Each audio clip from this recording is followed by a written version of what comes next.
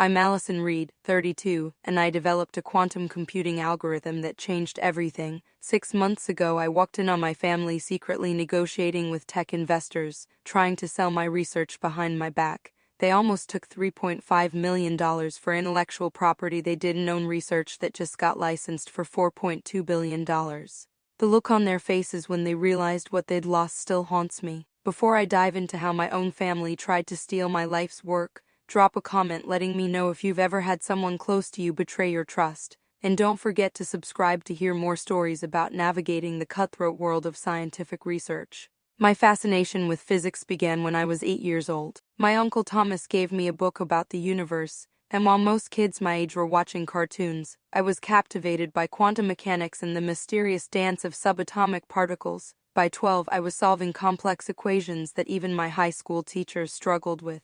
Science fairs became my playground. I won 3 state championships with projects exploring quantum entanglement through simplified models I built myself. My parents never quite understood this passion. My father, James, an insurance salesman with a practical mindset, would constantly ask when I was going to grow out of this phase and pursue something that actually pays the bills. My mother, Linda, who prided herself on her social standing in our suburban community, was more concerned with why I wasn't interested in cheerleading or dating the football quarterback like normal girls. The disappointment in their eyes was evident every time I chose studying over social events. Despite their lack of support, I managed to secure a full scholarship to MIT. The day I received my acceptance letter was both the proudest and most isolating day of my young life. My parents' response was lukewarm at best. "That's nice, honey, but Boston is so far away and expensive." They didn't attend my high school graduation, claiming my father had an important sales conference that weekend. At MIT, everything changed. For the first time, I was surrounded by people who spoke my language. During my sophomore year, I attended a lecture by Dr. Maxwell Harris, a pioneer in quantum computing theory. His presentation on quantum deoccurrence problems left most of the audience confused, but I stayed after, pointing out an inconsistency in one of his equations. Instead of dismissing me, he invited me to his office hours. "You have a gift, Miss Reed," he told me, becoming the first person to truly validate my intellect. "But gifts require nurturing. Are you prepared for the work that comes with it?" Under Dr. Harris's mentorship, I thrived. By my senior year, I was already publishing papers in respected journals unheard of for an undergraduate. My focus was on developing algorithms that could maintain quantum coherence long enough to perform complex calculations. The quantum computing world was facing a fundamental barrier. Qubits, the building blocks of quantum computers, were too unstable and prone to errors when scaled up. Graduate school was the natural next step. I received offers from multiple prestigious programs but chose to stay at MIT with Dr. Harris. My parents' response to my PhD acceptance was predictable: "More school? When are you going to get a real job and settle down?" My mother particularly emphasized the settle down part, concerned I would become, in her words, one of those career women who wake up at 40 and regret not having a family. During the second year of my doctoral program, I formed a research team with 2 other brilliant minds: Benjamin Wilson, a theoretical physicist with a background in mathematics, and Rachel Taylor, a computer scientist specializing in algorithm optimization. We complemented each other perfectly. I had the quantum theory background, Benjamin brought mathematical rigor, and Rachel contributed computational expertise. Our early work was promising but underfunded. We applied for grants, but quantum computing was still seen as too speculative by many traditional funding sources. We worked out of a small windowless lab in the basement of the physics building, often staying until 3 or 4 a.m. During one particularly frustrating month, I was surviving on ramen noodles and energy drinks, having spent my entire stipend on specialized equipment. When I called home to ask if I could borrow some money to cover rent, my father's response cut deep. "Maybe this is a sign you should reconsider your choices, Allison. Your cousin Jennifer just got promoted to bank manager and she only has a bachelor's degree." Just when we were about to give up, Dr. Harris secured us a small grant from a forward-thinking tech foundation. It wasn't much, just $75,000, but it allowed us to upgrade our equipment and dedicate ourselves fully to the research. I moved into a tiny studio apartment near campus to save on commute time and worked 80-hour weeks. Birthdays, holidays, and social events became secondary to our mission. During a rare visit home for Christmas, my brother Michael, 5 years older and working in real estate, cornered me in the kitchen. "So what exactly do you do all day?" he asked. the skepticism evident in his voice. "I'm working on algorithms that could revolutionize computing as we know it," I explained, trying to simplify years of complex research. He laughed. "Always the dreamer, Ellie. Let me know when that pays off your student loans." My sister Kate, 3 years my senior and a marketing executive, was more direct. "Mom's worried about you. She thinks you're wasting your youth in a lab while life passes you by." I returned to MIT more determined than ever, not to prove them wrong. That wasn't my motivation, but because I knew we were on the verge of something extraordinary. The answers were there, waiting to be discovered, if only we were persistent enough to find them. The breakthrough came on a Tuesday night in March, after nearly 4 years of relentless work. Benjamin, Rachel, and I had been exploring a novel approach to quantum error correction, what we eventually named the quantum bridge protocol. Traditional quantum computing faced an insurmountable obstacle: the more qubits you added to increase computing power, the more unstable the system became. It was like trying to build a house of cards in a windstorm. Each additional card made the whole structure more likely to collapse. Our approach was counterintuitive. Instead of fighting quantum deoccurrence, the tendency of quantum systems to lose their quantum properties when interacting with the environment, we designed an algorithm that used controlled deoccurrence as a feature rather than a bug. We created what we called bridge qubits that would intentionally interact with the environment in predictable ways, protecting the computational qubits from random interference. "It's like creating sacrificial bodyguards," I explained to Benjamin and Rachel as we refined the concept. "They take the hit so the VIPs, our computational qubits, can continue functioning." The mathematics behind it were extraordinarily complex. We filled whiteboard after whiteboard with equations, often erasing promising approaches because they fell apart under scrutiny. Rachel developed simulation software to test our theories, but our university's computers weren't powerful enough to handle the calculations. Dr. Harris helped us secure access to a more advanced quantum computer at a national laboratory. We had a 2-week window to test our algorithm. The pressure was immense. Either our approach would work or would be back to square one with our grant money nearly depleted. I'll never forget the moment when the first test results came in. We'd been awake for nearly 36 hours straight, surviving on vending machine coffee and sheer determination. The quantum computer ran our protocol on a simple factoring problem, the kind of task that quantum computers should theoretically excel at but had never consistently accomplished. The results appeared on the screen. Our algorithm had maintained quantum coherence long enough to solve the problem, not just once, but in 74 out of 75 attempts, an unheard-of success rate in the quantum world. Rachel stared at the screen in disbelief. "Run it again," she whispered. We ran it 5 more times with increasingly complex problems. The success rate remained above 90%, orders of magnitude better than any existing approach. Benjamin, usually the most reserved of us, suddenly jumped up and grabbed me in a bear hug, spinning me around the lab. "We did it. Allison, do you realize what we've done?" I did. We had potentially solved one of the fundamental barriers to practical quantum computing. If our approach could be scaled up, a big if, but now a realistic possibility. We were looking at quantum computers that could actually deliver on their theoretical promise, solving in minutes problems that would take traditional computers thousands of years. Dr. Harris, who had joined us for the final tests, looked at the results with tears in his eyes. "This is Nobel Prize territory," he said quietly. "But first, we publish." We spent the next month meticulously documenting our work and submitted a paper to Nature Quantum Information. The peer review process was rigorous, with several reviewers initially skeptical of our claims. After additional testing and clarification, our paper was accepted, a validation of our approach from the scientific community. What we didn't anticipate was the media attention. A week after publication, the MIT press office called. Major tech publications wanted interviews. A journalist from Wired showed up at our lab unannounced. Our paper, written in dense technical language that should have been incomprehensible to non-specialists, had somehow captured public attention. The calls from venture capitalists and tech companies started soon after. At first, they were exploratory representatives asking for clarification on aspects of our research, but really fishing for additional information. Then came the meeting requests, the partnership proposals, the acquisition offers. Dr. Harris warned us to be cautious. "Remember, your primary loyalty is to science, not commerce. What you've discovered could change the world, but how it changes the world matters." We agreed to maintain control over our research,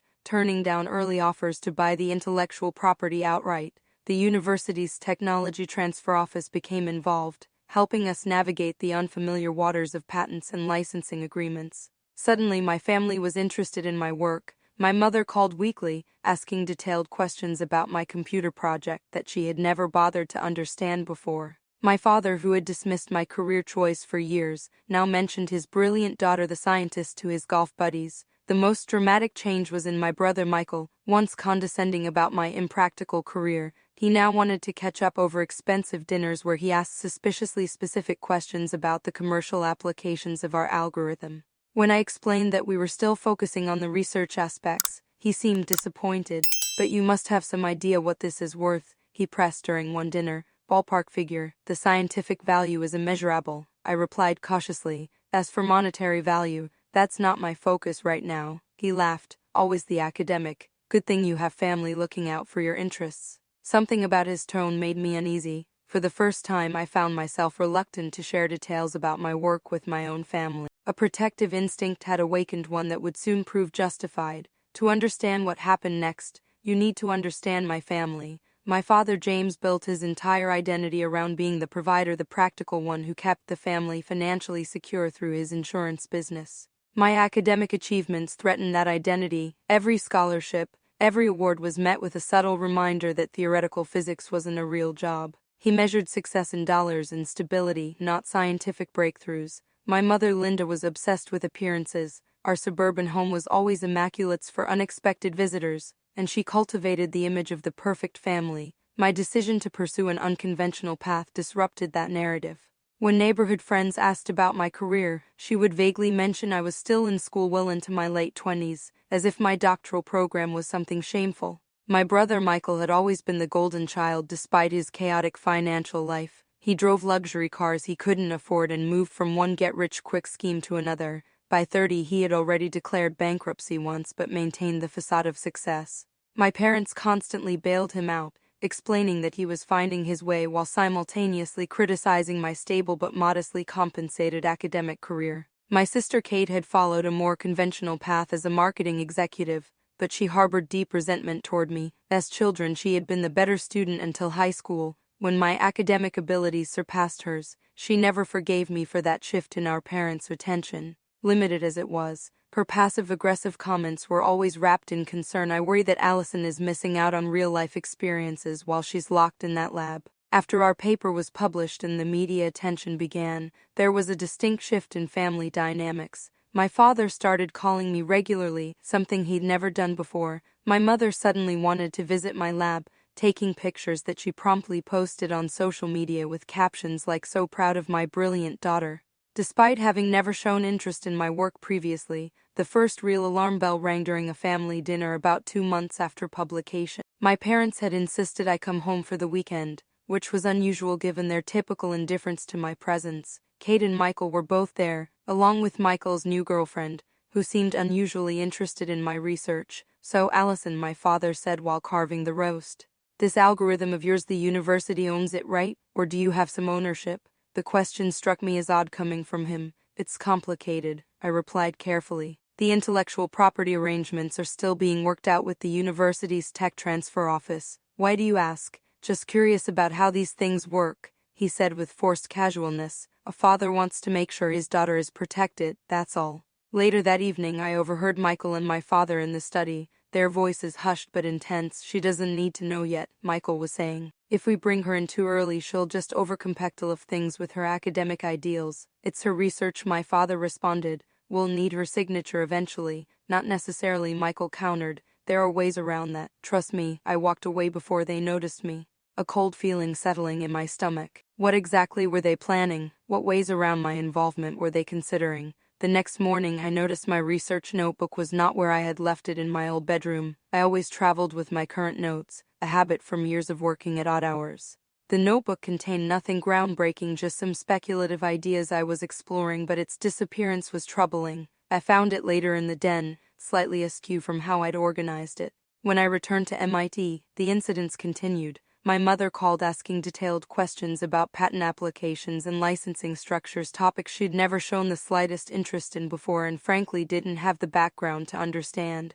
"I'm just trying to learn more about your world, honey," she insisted when I questioned her newfound interest. Kate invited me to lunch when she was in Boston for a marketing conference. Throughout the meal, she dropped hints about family financial planning and how we should all be looking out for each other's futures. When I asked directly what she meant, she backpedaled, claiming I had misunderstood. The most blatant red flag came from Michael.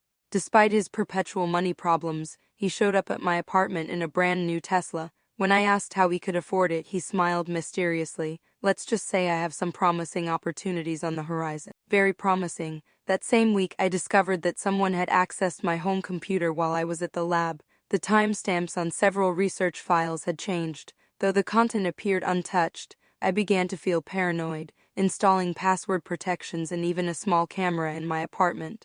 Dr. Harris noticed my distraction. "Allison, you've seemed troubled lately. Is everything all right?" I confided my suspicions, feeling slightly ridiculous. My family's suddenly very interested in the commercial aspects of our work. It might be nothing, but he didn't dismiss my concerns. "Trust your instincts. I've seen promising research compromised by personal relationships before. Be vigilant, but don't accuse without evidence."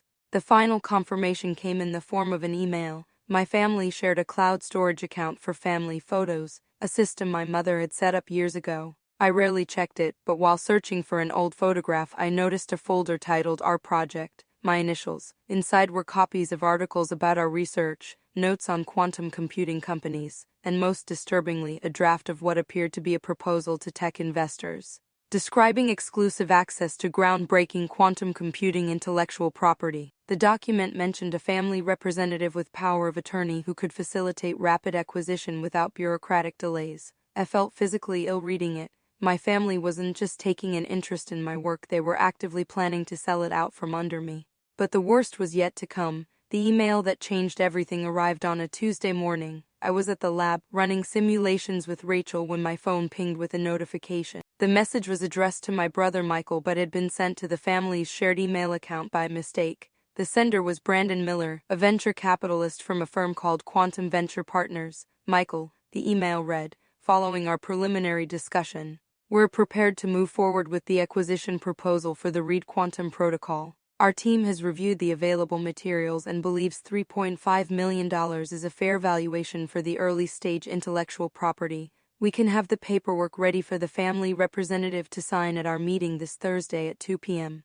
Please confirm this works for everyone involved." I stared at my phone in disbelief. There was no Reed Quantum Protocol. They had invented that name. What they were referring to was our Quantum Bridge Protocol, and they were planning to buy it for $3.5 million without my knowledge or consent. The meeting was scheduled at my parents' house, deliberately timed for when I was supposed to be presenting at a quantum computing conference in Chicago. "Rachel," I said, my voice shaking, "I need to take a personal day tomorrow." She looked concerned. "Is everything okay?" "No," I replied honestly, "but I'm going to handle it." Instead of flying to Chicago the next day, I took an early morning train to my hometown. I arrived at my parents' house at noon, using my key to enter silently. No one was home yet. They weren't expecting me after all. I went to my father's study and found additional printouts of confidential research documents, some with sections highlighted and annotated with dollar figures in my brother's handwriting. Then I found a fake power of attorney document with a forged signature that looked vaguely like mine. It granted my father, James Reed, authority to negotiate and enter into agreements regarding intellectual property and research assets. The document was crude and would never hold up legally,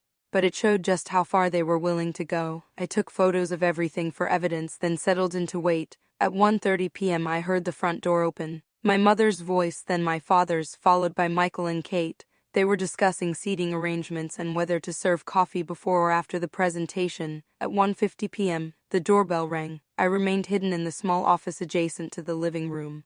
Door cracked open just enough to see and hear everything. Brandon Miller arrived with another man he introduced as their legal counsel. They exchanged pleasantries and my mother offered refreshments. Before we begin, Brandon said, "I just want to confirm that Allison is fully aware and on board with this arrangement. We wouldn't want any complications down the line." My father cleared his throat. "As I explained previously, I have power of attorney for Allison's affairs. She's fully immersed in the theoretical aspects of her work and has little interest in the business side. She trusts us to handle these matters for her." Brandon nodded, though he looked slightly skeptical. "And you can provide documentation of this arrangement?" "Of course," my father replied smoothly. "We have all the necessary paperwork." My brother jumped in. "Allison doesn't understand business. She's brilliant with equations but naive about how the real world works. This deal is in everyone's best interest, including hers. We're protecting her from being taken advantage of by the university system that underpays researchers while profiting from their work. I had heard enough. I stepped into the living room and 5 pairs of eyes turned to me in shock. If you're so concerned about me being taken advantage of, I said coldly, perhaps you should start with the people in this room. The silence was deafening. My mother recovered first. Allison, what are you doing here? Aren't you supposed to be at a conference? Clearly I'm exactly where I need to be, I replied. Mr. Miller, I'm Allison Reed, the actual developer of the Quantum Bridge Protocol, not the Reed Quantum Protocol, as you've been told. I have never granted power of attorney to anyone. That document is a forgery, and I have not authorized anyone to negotiate the sale of my research. Brandon Miller stood up immediately, gathering his papers. I think there's been a significant misunderstanding here. Our firm does not participate in unauthorized intellectual property transaction. Brandon, wait, Michael said desperately. This is just a family disagreement. We can work this out. This is not a disagreement, I corrected him. This is attempted theft of my life's work by my own family. Brandon and his colleague quickly excused themselves, leaving me alone with my family. The moment the front door closed, chaos erupted. How dare you embarrass us like this? My father shouted. After everything we've done for you, done for me, I was incredulous. When have you ever supported my work? You've dismissed my career at every turn until you figured out it might be worth something. Then suddenly you're forging documents and going behind my back to sell research you don't own or understand. My mother tried a different approach. Honey, we were only trying to help. $3.5 million is a lot of money. We could have set you up for life. No more struggling on a researcher's salary. That research isn't just about money, I said, my voice breaking despite my efforts to stay composed. It represents years of work, not just by me but by my colleagues who trusted me. It is the potential to transform computing, medicine, encryption. The applications are endless. And you are going to sell it to the first venture capitalist who showed interest, without any protection for how it would be used or developed. Kate sat silently, looking at the floor. At least she had the decency to appear ashamed. Michael was less repentant. Don't be so naive, Allison. Intellectual property is about who moves fastest. If you wait for all the academic red tape, someone else will develop the same thing and patent it first.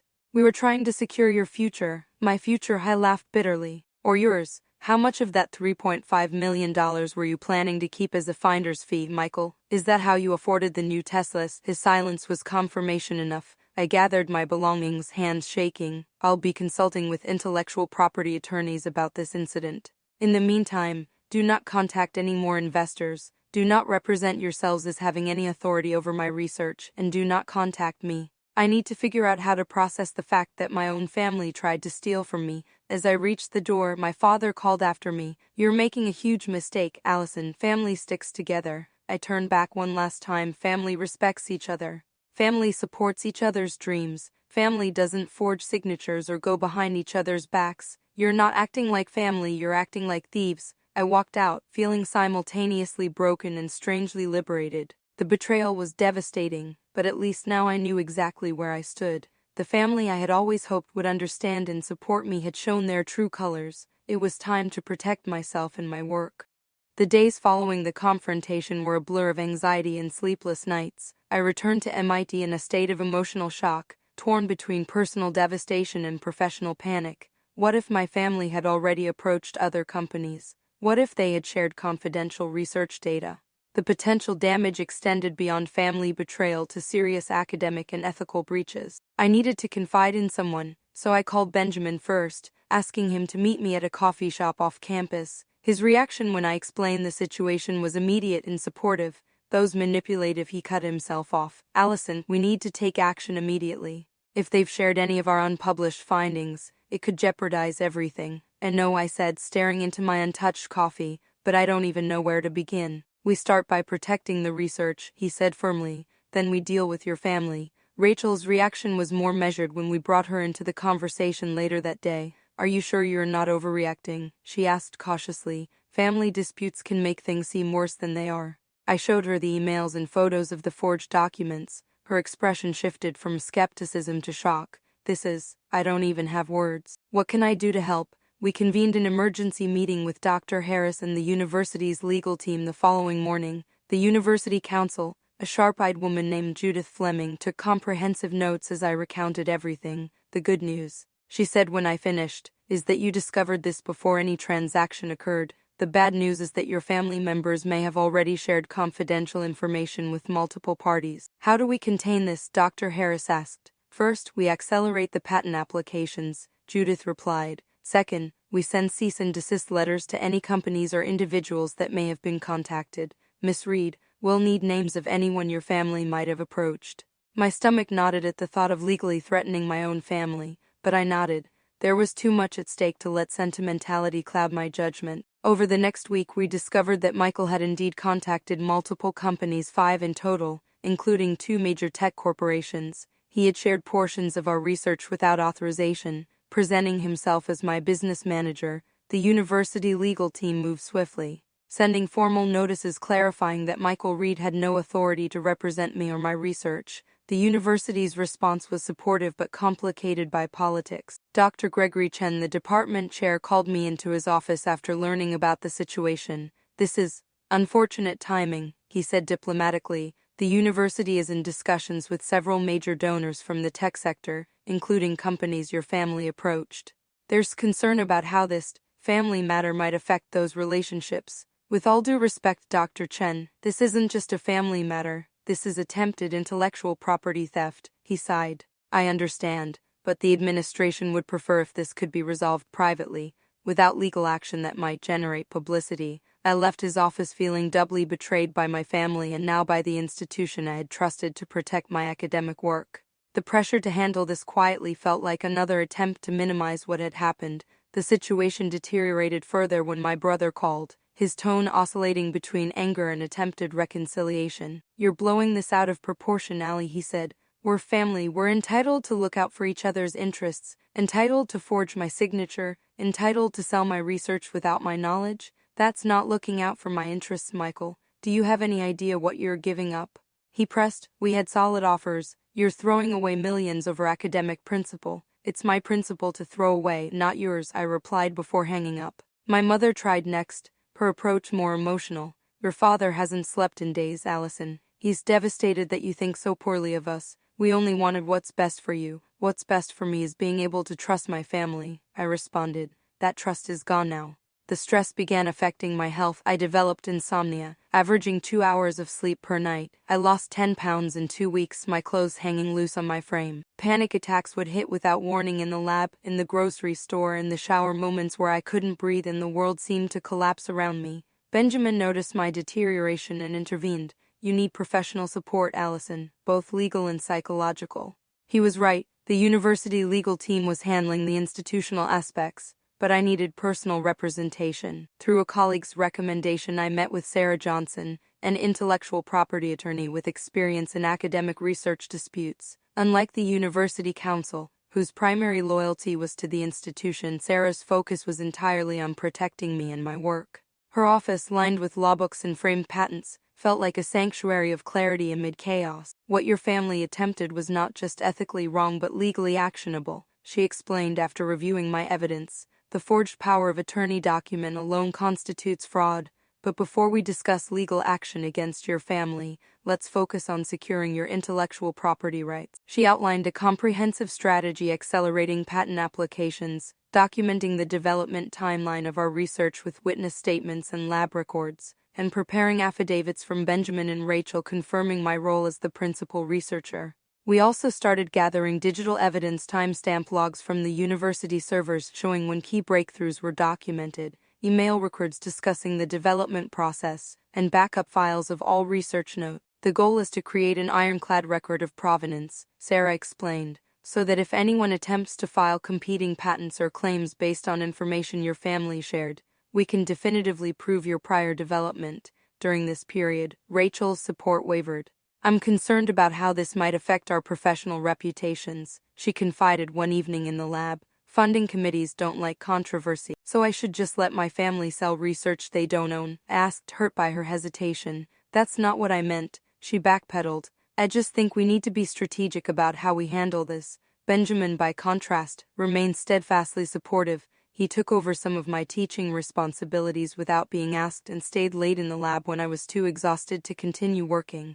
"We're in this together," he insisted. "Your fight is my fight." His loyalty brought me to tears one night when, after everyone else had left the lab, I finally broke down. "What if they've destroyed everything we've worked for?" I sobbed. He put his arm around my shoulders. "They haven't, and they won't. We won't let them." His confidence gave me strength to push forward, to focus on protecting what we had built rather than dwelling on the betrayal. With Sarah's guidance and Benjamin's support, I began to see a path through the crisis. It wouldn't be easy, but it was possible, and that possibility was enough to keep me going. With Sarah Johnson's guidance, we implemented a multi-pronged strategy to secure our research. First, we filed provisional patents for the core technology of the quantum bridge protocol. This established a legal timestamp of our claims and provided a year to file more detailed permanent patents. Provisional patents are like planting your flag, Sarah explained. They don't offer comprehensive protection, but they stake your claim to the intellectual territory. Simultaneously, we gathered extensive evidence documenting the research development process. Benjamin and Rachel provided detailed statements about the evolution of our work. Specifying my contributions to the key breakthroughs, we compiled laboratory notebooks, whiteboard photographs, email exchanges, and computational logs, all time-stamped and authenticated. Dr. Harris contributed a comprehensive letter outlining his supervision of the project, emphasizing my role as the principal investigator and originator of the central concepts. The quantum bridge protocol emerged primarily from Dr. Reed's theoretical insights. He wrote, with valuable contributions from her colleagues that built upon her foundational framework. With our intellectual property position strengthened, it was time to address my family directly. Sarah advised against direct confrontation but suggested a formal legal warning would be appropriate. We drafted cease and desist letters to each family member, explicitly prohibiting any further attempts to represent or negotiate regarding my research. Michael responded first with anger rather than remorse. He called late one night, clearly agitated.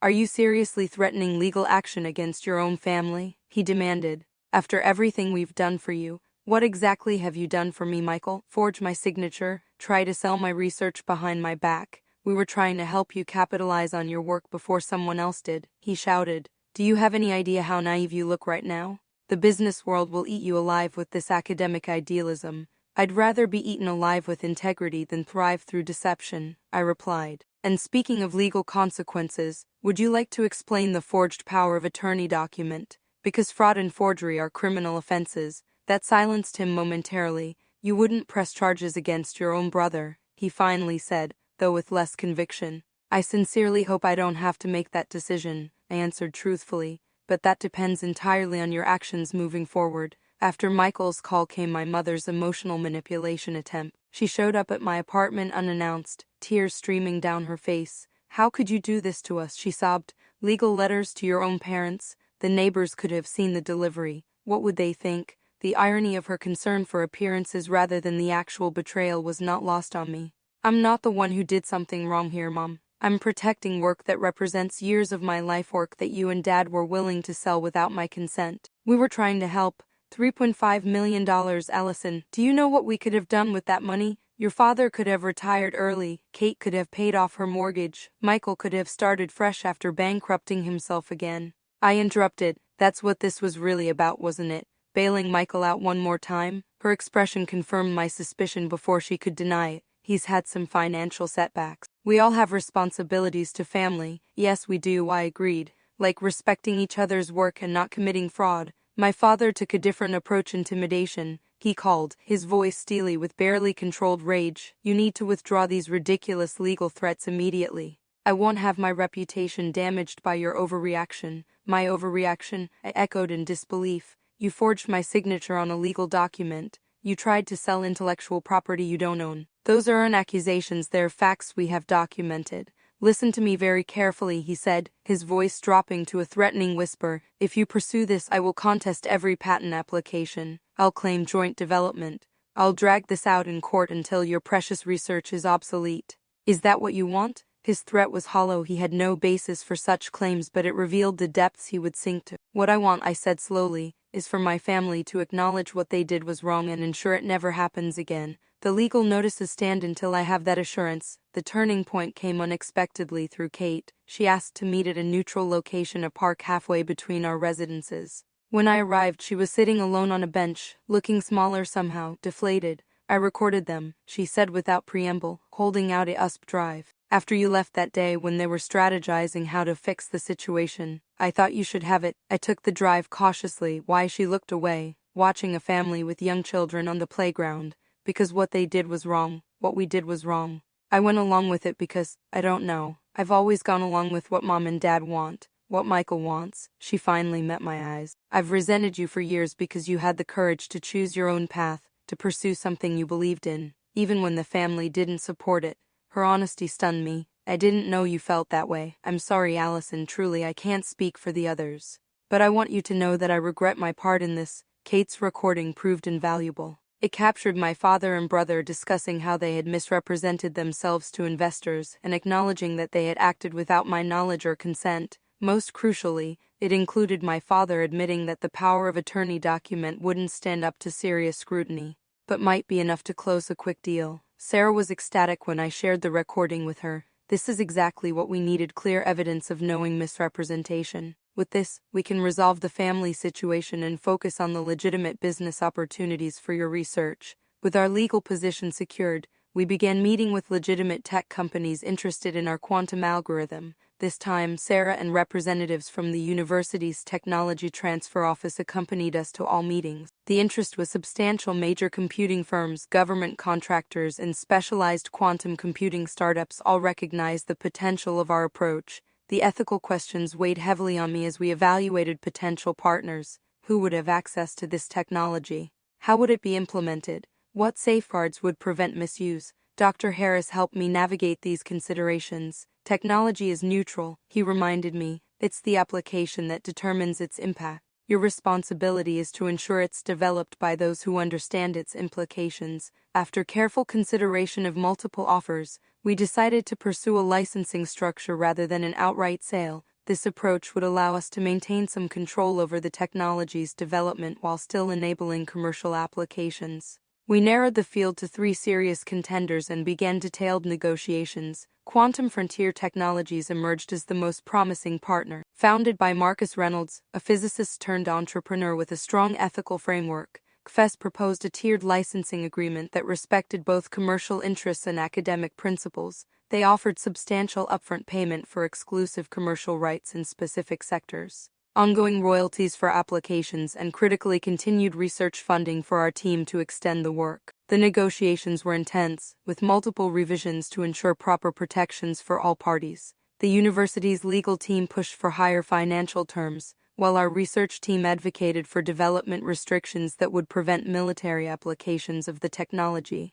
CFES demonstrated flexibility and a genuine commitment to responsible innovation. The final agreement exceeded everyone's expectations: $4.2 billion in total value, structured as $1.1 billion in upfront licensing fees, $600 million in guaranteed research funding over 10 years, and projected royalties of $2.5 billion based on conservative market adoption models. The university would receive 40% of the licensing fees and royalties, while our research team would share the remaining 60%, with me as principal investigator receiving the largest portion. When the deal was publicly announced, my phone exploded with notifications. Colleagues offered congratulations, journalists requested interviews, and predictably my family reappeared in my life. My father called first, his voice uncharacteristically warm. "Sweetheart, we are so proud of you. $4.2 billion, that's my girl." "It's not about the money, Dad," I said, remaining civil but distant. "It's about creating something meaningful and having it develop responsibly." Of course, he agreed quickly.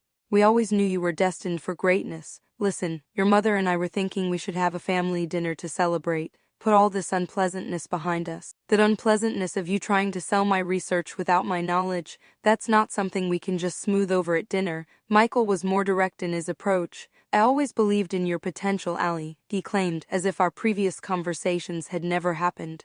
"I knew you were onto something big. We should talk about investment opportunities with your new resources. There are some amazing options I could help you navigate." I declined his offer of financial guidance and ended the call quickly. The most surprising reaction came from the venture capitalist, Brandon Miller, who had nearly purchased the stolen intellectual property. He sent a formal email apologizing for his firm's failure to perform adequate due diligence and requesting a proper meeting to discuss potential investment in future research applications. Sarah advised, responding professionally but cautiously. He's not wrong to recognize his mistake and try to correct course, she noted, but proceed with full awareness of the history. As the dust settled, I found myself in an entirely new reality, financially secure beyond anything I had imagined, professionally validated at the highest levels, but personally adrift. The family relationships I had always hoped would heal were now damaged, perhaps beyond repair.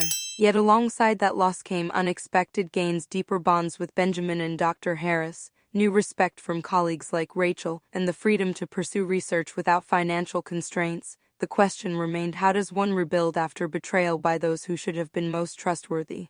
The answer would take time to discover, but I had taken the first steps by protecting what mattered most: my work, my integrity, and my future. The months following the CFES deal were a strange mixture of professional triumph and personal recovery. While the scientific community celebrated our breakthrough and business publications analyzed the historic licensing agreement, I struggled with the emotional aftermath of my family's betrayal. Success, it turned out, was a complicated remedy for broken trust. Initially, I threw myself into work, avoiding the deeper emotional processing that needed to happen. The financial windfall meant I could establish my own dedicated research laboratory, equipped with state-of-the-art technology and staffed by a hand-picked team of brilliant minds. We named it the Quantum Bridge Institute, a nod to both our technical breakthrough and our mission to connect theoretical quantum physics with practical applications.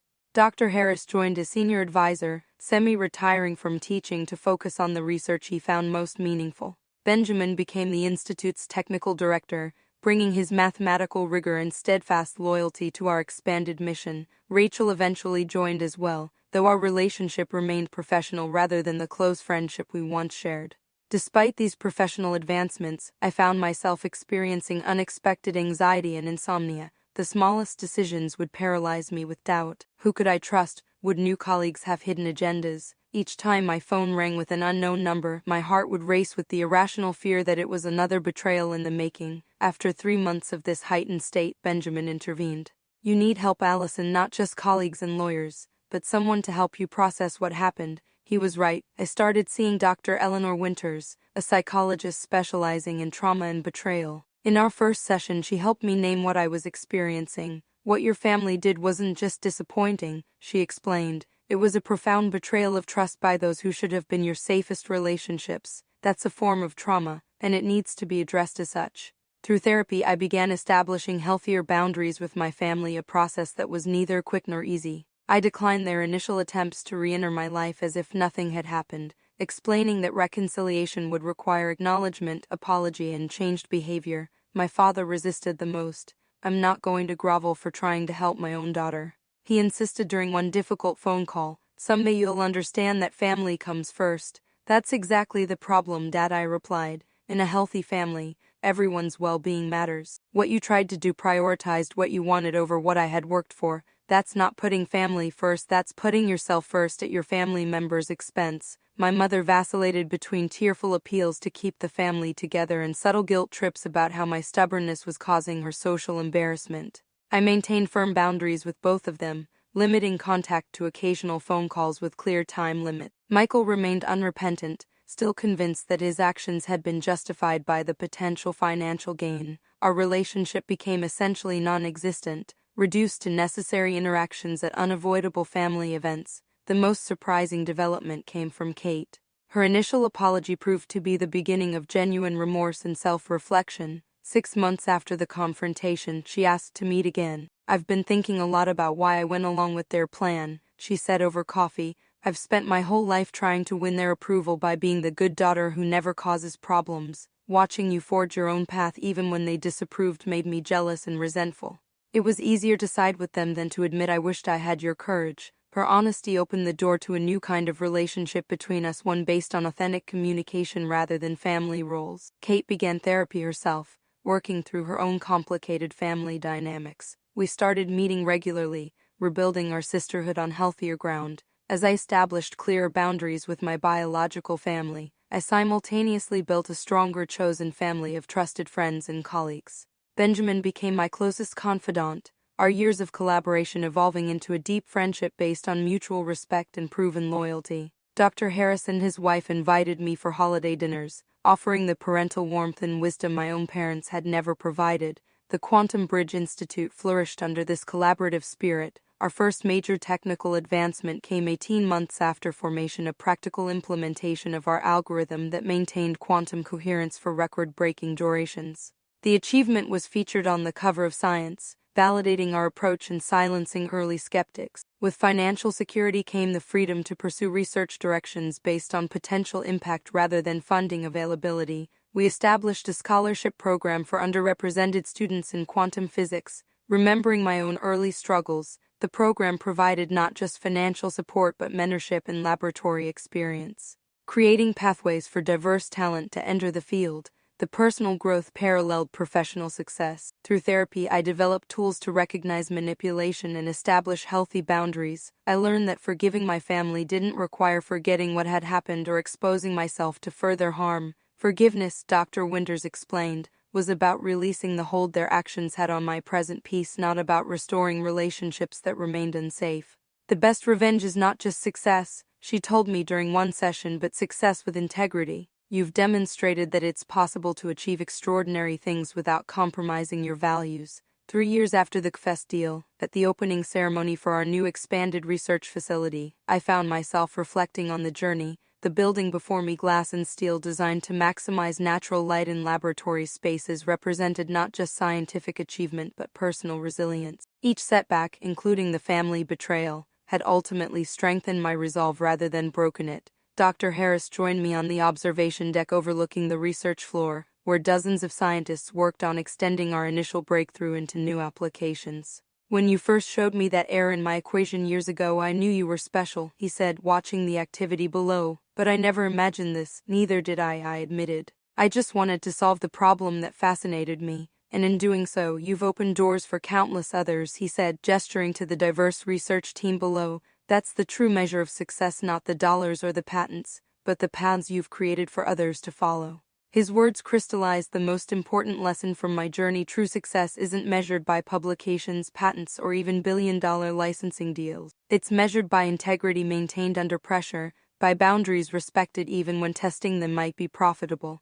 and by creating something that benefits more than just yourself. The family betrayal that once seemed like it might destroy everything I'd worked for had instead clarified what mattered most. I had learned to trust my instincts, to recognize manipulation even from those who claimed to love me, and to build connections based on mutual respect rather than obligation. As we prepare to announce our next breakthrough next month, I find myself grateful for both the success and the struggles that shaped my path. The painful experiences taught me to value myself and my work enough to protect them, while the supportive relationships showed me what genuine collaboration looks like. If you're facing betrayal from someone you trusted, whether family, friend, or colleague, remember that their actions reflect their character, not your worth. Trust your instincts when something feels wrong. Document everything. Seek allies who support you not for what they can gain, but because they value integrity as much as you do. And know that protecting yourself and your work isn't selfish, it's essential. Have you ever had to protect your work or ideas from someone who tried to take credit or profit without permission? How did you handle it? Share your experiences in the comments below. And don't forget to subscribe for more stories about navigating the complex intersections of science, business, and personal integrity. Remember to hit that like button if this story resonated with you, and share it with someone who might need to hear that standing up for yourself is always worth it, especially when the people you're standing up to are family. Thank you for listening to my story, and I wish you the courage to protect what matters most to you.